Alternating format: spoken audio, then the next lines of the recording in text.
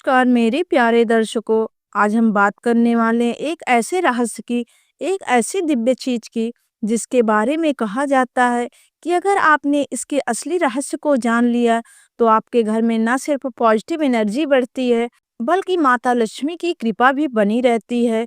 और वह चीज है नींबू। जी हाँ, साधारण सा दिखने वाला यह पीला फल हमारे भारतीय परंपराओं, तांत्रिक विद्या, आयुर्वेद और धार्मिक साधना में एक बहुत बड़ी भूमिका निभाता है। आज की इस वीडियो में हम खोलने वाले हैं नींबू से जुड़े कुछ गुप्त राज, जिसे जानकर आप भी हैरान रह जाओगे।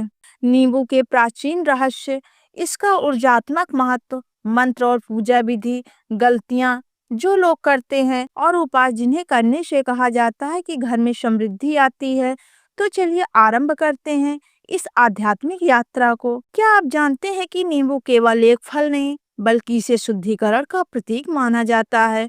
पुराने ग्रंथ बताते हैं कि नींबू में शक्तिशाली सत्व ऊर्जा होती है। यह निगेटिव एनर्जी को सोख लेती है। तांत्रिक साधनाओं में नींबू को दैवीय सुरक्षा कवच माना जाता है। कहा जाता है कि प्राचीन काल में वैद्य, तपस्वी और ऋषिगण नींबू का उपयोग ऊर्जा संतुलन के लिए करते थे। इसीलिए आज भी कई मंदिरों में नींबू चढ़ाया जाता है, क्योंकि नींबू नजर बाधा व घर की नकारात्मकता को खत्म करने वाला माना जाता है। लक्ष्मी जी को सुवास, शुद्धता और सत्य प्रिय चीजें पसंद है। नींबू में 3 विशेषताएं मानी गई हैं: शुद्धि, सत ऊर्जा, मार्ग की बाधाएं हटाना। जब घर का वातावरण शांत, निर्मल और सकारात्मक होता है तो समृद्धि स्वयं आकर्षित होती है। इसीलिए परंपरा कहती है कि जिस घर में नींबू का सही प्रयोग होता है वह घर प्राकृतिक रूप से लक्ष्मी ऊर्जा को आकर्षित करता है। आप सुबह पूजा से पहले यह सरल कार्य करें: एक ताजा नींबू लें, उसे 4 टुकड़ों में काटें, उस पर थोड़ा सा हल्दी, थोड़ा सा कपूर लगाएं, फिर घर के 4 कोनों में रख दें। हर 3 दिन में यह बदलें।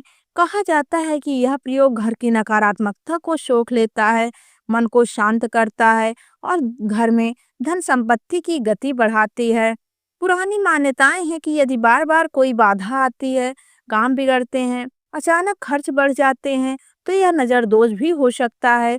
इसके लिए एक नींबू लें, उसमें अपने शरीर से ऊपर से 7 बार घुमाएं, फिर उसे घर से बाहर ले जाकर किसी बहते जल में प्रवाहित कर दें या किसी वृक्ष की जड़ में छोड़ दें। इसके पीछे मान्यता है कि नींबू नकारात्मक तरंगों को अपने अंदर सोख लेता है। शुक्रवार को लक्ष्मी जी की पूजा में नींबू का दीपक जलाने की परंपरा बहुत पुरानी है। कैसे करें? एक बड़ा नींबू लें, उसे 2 हिस्सों में काटें, उसका रस निकालकर अंदर साफ करें, दोनों हिस्सों में तेल डालें, रुई की बाती बनाकर जलाएं, इसे लक्ष्मी जी के सामने रखें। कहा जाता है कि व्यापार में रुकावटें कम होती हैं, घर में बरकत आती है, मन की शांति बढ़ती है और द्वार पर धन का आगमन होता है। नींबू मिर्च का प्रयोग केवल एक डरावनी मान्यता नहीं, इसके पीछे ऊर्जा विज्ञान है। मिर्च में अग्नि तत्व होता है, नींबू में जल और सत्व तत्व होता है। दोनों मिलकर ऊर्जा संतुलन बनाते हैं। इससे घर या दुकान में बाहरी नकारात्मक प्रभावों को रोकने की परंपरा चली आ रही है।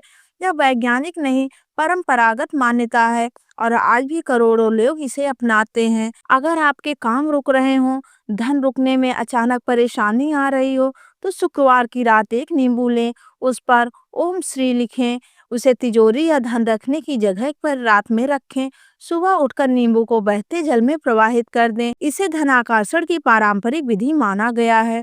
आध्यात्मिक लोग तनाव, डर, घबराहट या बेचैनी के साथ नींबू पानी का उपयोग करते हैं। नींबू मन को साफ करता है, ऊर्जा को हल्का बनाता है और मन में स्थिरता लाता है। कई साधक ध्यान से पहले नींबू पानी को अपनाते हैं। कई लोग नींबू पानी पीने की परंपरा अपनाते हैं। आइए नींबू से जुड़े कुछ महत्वपूर्ण नियम जान लेते हैं। कटे हुए नींबू को 24 घंटे से ज्यादा घर में नहीं रखना चाहिए। नींबू का दीपक जला है तो उसे बुझाएं नहीं, उसे स्वयं समाप्त होने दें। नींबू को पूजा के स्थान पर सड़ा गला न रहने दें। किसी को अपना पूजा वाला नींबू न दें। नींबू मिर्च को पैरों से न छुएं। इन गलतियों से पूजा का प्रवाह कम माना गया है। शुक्रवार को नींबू दीपक के साथ यह मंत्र 108 बार जपना अत्यंत शुभ माना जाता है। ओम श्री ह्रीम श्री महालक्ष्माय नमः। कहा जाता है मन में शांति आती है, ऊर्जा उज्जवल होती है और जीवन में सौभाग्य बढ़ता है। अब हम बात करने वाले हैं नींबू के उन 5 रहस्यों की जिनके बारे में आप लोग जानते ही नहीं। ये बातें ग्रंथों और लोक परंपराओं में छिपी हुई है। नींबू ऊर्जा का दर्पण है। पुरानी मान्यता है कि जिस नींबू में बहुत जल्दी फफूंदी लगे उस घर में नकारात्मक शक्ति होती है। नींबू सत्य का सूचक माना जाता है। गांवों में लोग मानते हैं कि अगर किसी काम में संदेह हो तो नींबू को तांबे की थाली में रखकर मंत्र पढ़ा जाता है। यदि नींबू घूम जाए तो माना जाता है कि काम में बाधा है। नींबू आग और जल दोनों का प्रतिनिधि है, इसीलिए इसका उपयोग तंत्र साधना और देवी साधना दोनों में होता है। नींबू घर का तापमान और ऊर्जा संतुलित करता है। कहा जाता है कि गर्मी तनाव भय वाले घरों में नींबू रखने से माहौल शांत होने लगता है। नींबू को देवी शक्ति का प्रतीक माना गया है क्योंकि यह पीला है। पीला रंग शक्ति, समृद्धि और मंगल का रंग माना जाता है। अब मैं आपको बताने जा रही हूँ नींबू की वह प्राचीन साधना जिसे लक्ष्मी चक्र साधना कहा जाता है। यह साधना शुक्रवार की रात की जाती है। एक साफ पीला नींबू लें, उसे बीच से काट दें। चाकू से उसके अंदर एक छोटा सा चक्र बनाएं। दीपक की तरह उसमें तेल भरें। एक रुई की बाती लगाएं। दीपक जलाएं। उसके सामने यह मंत्र 21 बार बोलें। ओम श्री श्रीम श्रीम महालक्ष्मी नमः। इसके पीछे मान्यता है कि जीवन की रुकी हुई ऊर्जा खुलती है, धन रास्ते सक्रिय होते हैं, रुकावटें दूर होती हैं और मन में साहस आता है। यह पूरी तरह परंपरागत विश्वास है। आप विश्वास करें या ना करें, पर लोग परंपरा में नींबू का उपयोग ऊर्जा जांचने के लिए भी करते हैं। आपको इसको कैसे करना है? रात को सोने से पहले अपने कमरे में एक ताजा नींबू रख लें। सुबह देखें अगर नींबू कठोर, भारी या सिकुड़ा हुआ लगे तो कहा जाता है कि आपके कमरे में नकारात्मक ऊर्जा उसने सोख ली। अगर नींबू बिल्कुल वैसा ही है तो आपके स्थान पर ऊर्जा साधारण है। यह सब लोगों की मान्यता पर आधारित बातें हैं। अब हम बात करेंगे उन 7 संकेतों की जिन्हें परंपरा में अशुभ माना जाता है।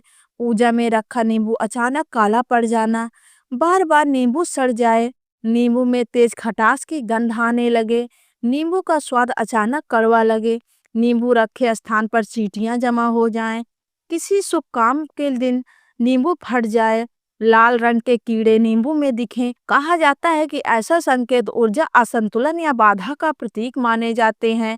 यह प्रयोग बहुत कम लोग जानते हैं। एक कटोरे में दूध लें, उसमें थोड़ा सा नींबू निचोड़ें, दूध फट जाएगा। इस मिश्रण को तुलसी के पौधे में चढ़ा दें। इसके पीछे मान्यता है कि दूध का फटना बाधा को तोड़ता है और तुलसी की शक्ति मन को शुद्ध करती है। घर में नींबू हमें कब नहीं रखना चाहिए? कुछ समय ऐसे होते हैं जब नींबू घर में रखना ठीक नहीं माना गया है। अमावस्या की रात, ग्रहण के समय हमें घर में नींबू नहीं रखना चाहिए। किसी के घर में बीमारी हो तब हमें घर में नींबू नहीं रखना चाहिए, या फिर तनाव हो, क्योंकि नींबू उस समय बहुत अधिक ऊर्जा सोख लेता है। अब इस वीडियो में हम माता लक्ष्मी से यही प्रार्थना करेंगे। ओम महालक्ष्मी नमः। शांति, समृद्धि, सौभाग्य प्रदायिनी। हे माता, जिस किसी ने भी यह वीडियो सुना उसके घर में सुख, समृद्धि, शांति और धन की वृद्धि हो। उसके जीवन से दरिद्रता, तनाव और बाधाएं हमेशा के लिए दूर हो जाएं। जय महालक्ष्मी, जय माँ। तो दोस्तों, अगर ये वीडियो आपको अच्छी लगी हो तो वीडियो को लाइक करें, चैनल को सब्सक्राइब करें और कमेंट बॉक्स में जय माता लक्ष्मी अवश्य लिखें। वीडियो को अंत तक देखने के लिए आप सभी का धन्यवाद। जय श्री कृष्णा। राधे राधे। के बाद राजा चंद्रकेतु ने राजपाट त्यागने का निर्णय कर लिया। उन्होंने अपने भतीजे को राज्य सौंप दिया और रानी शीलवती के साथ वन में ऋषि वशिष्ठ के आश्रम में जा पहुंचे। ऋषि वशिष्ठ ने राजा रानी को अत्यंत शोकाकुल देखा तो स्नेह पूर्वक पूछा, आप इतने व्यथित क्यों हैं? राजा चंद्रकेतु ने रोते हुए अपने पुत्र की अकाल मृत्यु की कथा ऋषि को सुना दी। तब ऋषि वशिष्ठ ने ध्यान लगाकर अपनी दिव्य दृष्टि से कारण जानने के बाद कहा, हे राजन, आपके पुत्र की आयु क्षीण होने के कारण उसके अपने ही आचरण थे।